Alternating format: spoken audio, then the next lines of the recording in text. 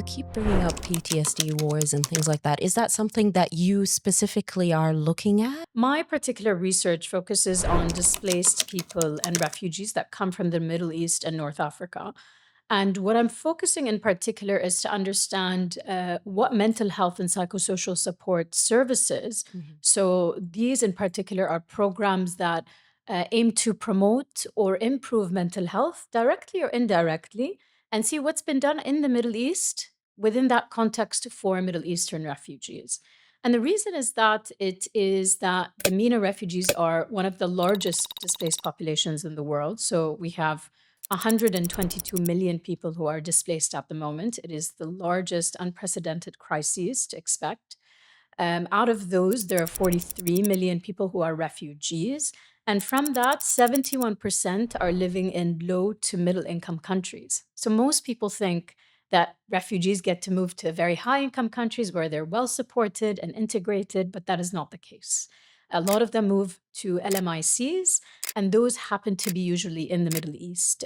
Lebanon and Jordan are one of the largest countries to host refugees per capita.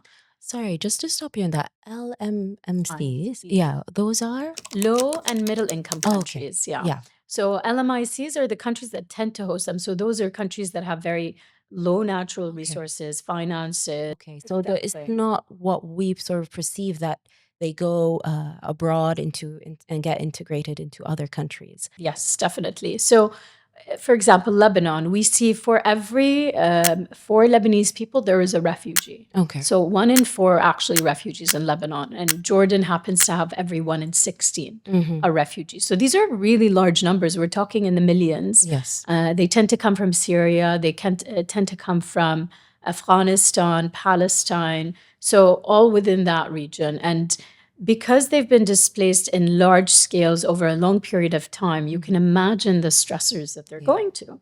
So not only have they faced war and conflict, they might have faced gender-based violence, persecution. And then if they make it, if they survive crossing those borders or crossing the sea areas, and they make it to this new country, will they be embraced? So imagine the challenges that a refugee might face when they arrive and they have none of their paperwork. Let's say they left it behind or their passports were lost and they enter and they have to verify their identity.